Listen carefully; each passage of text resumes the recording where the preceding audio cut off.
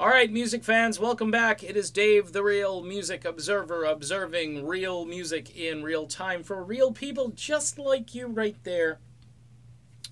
And just like me right here. Okay, so I think I'm getting a little tired of this bromance that's going on between Toto and Weezer, okay? A few months back, Weezer decided to do a cover of Africa by Toto. Apparently the song actually got onto the Billboard charts.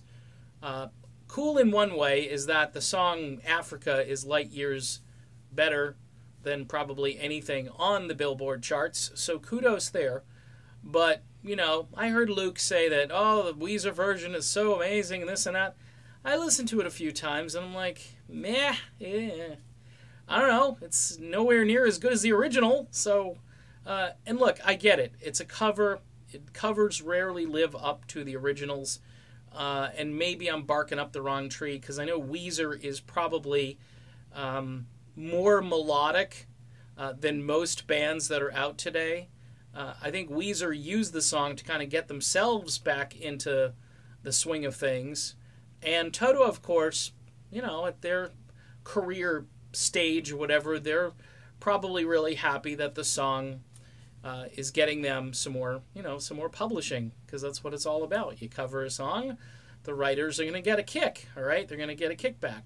But then, you know, Toto goes and performs this song called Hash Pipe by Weezer.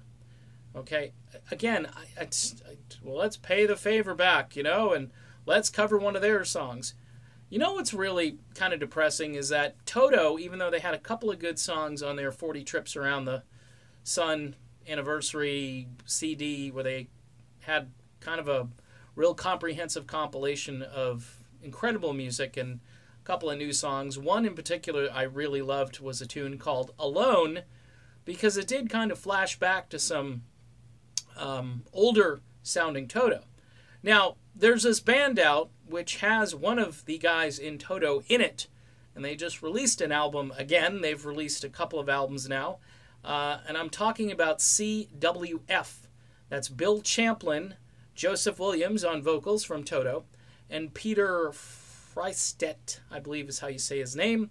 If I'm butchering that, I'm sorry. Peter is a really cool dude and has, you know, collaborated on several projects where he's doing LA style, real West Coast vibe stuff, and it's just sweet.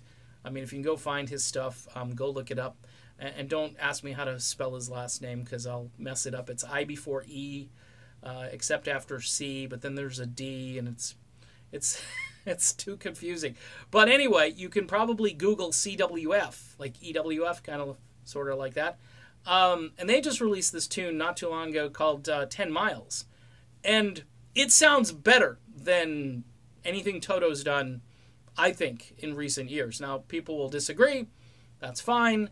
Plus, you got Bill Champlin in there, who, you know, he brings all of that Chicago, Sons of Champlin, Bill Champlin solo, David Foster. He brings all of those vibes with him. Champlin is just a musical beast, all right? He puts his voice on so many different tracks, and Chicago kind of really blew it by sort of, you know, minimizing his impact or whatever, especially in the documentary they did.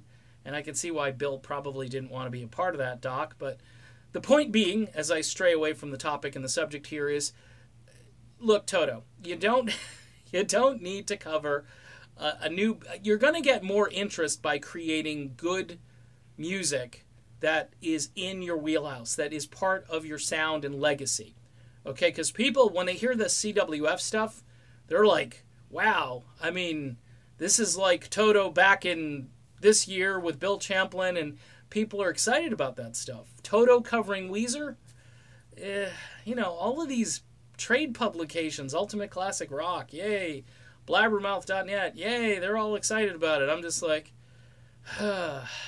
make some great new music like CWF, and then you'll have people really excited about it. All right, that's my video. I'm done. The bromance between Toto and Weezer.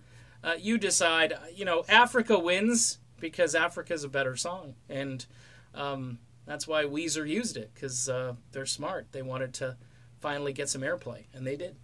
See you soon, everybody.